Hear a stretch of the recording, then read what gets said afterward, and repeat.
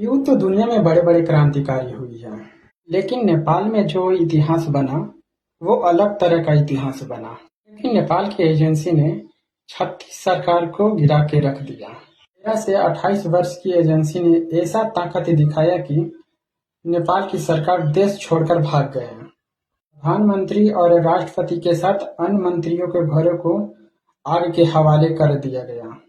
कोई साधारण आंदोलन नहीं था, ये एक ऐसा डिजिटल तूफान था जो बिना किसी नेतृत्व के 7 प्रांतों और 78 जिलों को आग के हवाले कर दिया गया। नेपाल के आकाश में नोट उड़ रहे थे, घरों में आग लगी थी और सड़क पे युवा था।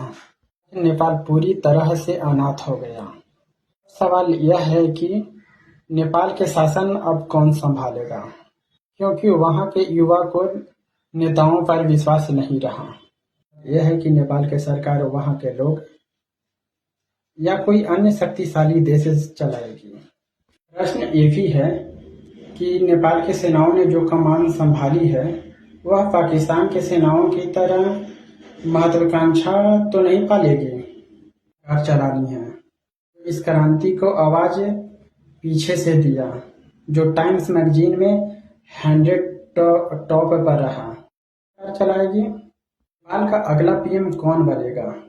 साल 2008 में राजशाही से लोकतंत्र में आया। तब से लेकर अब तक 15 पीएम बन चुके हैं नेपाल का। नेपाल के प्रधानमंत्री की संख्या ही नेपाल के अस्थिरता के सत्ता के बारे में बताती है।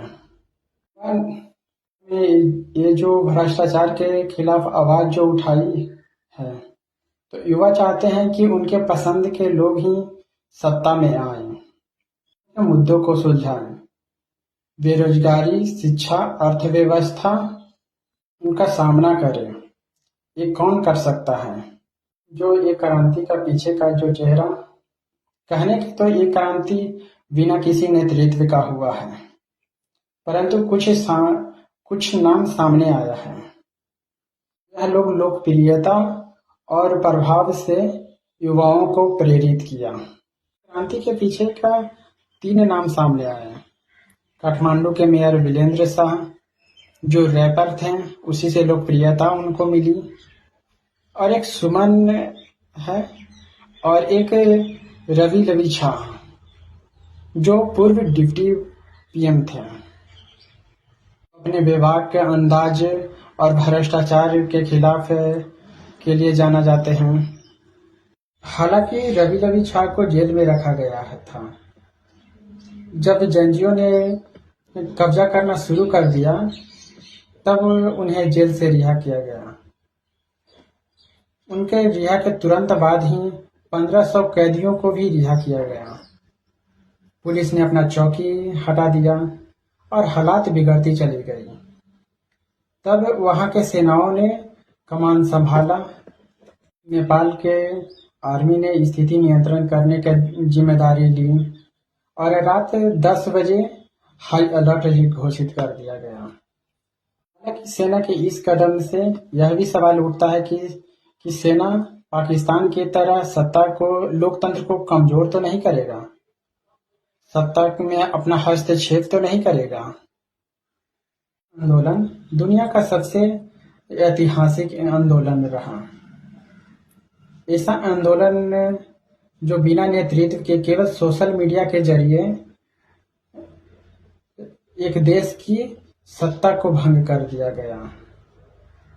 अभी नेपाल पूरी तरह से शासक विहीन है। अब प्रश्न ये है सभी के मनों में कि नेपाल में शासन किसका चलेगा? सेना की, या उस मेयर का, या डिप्टी पीएम का? अगला प्रधानमंत्री कौन बनेगा? नेपाल का शासक कैसा चलेगा? इस सारे सवाल का उत्तर समय पे छोड़ देते हैं। आपको क्या लगता है? आप अपना राय हमें कमेंट में बताएं।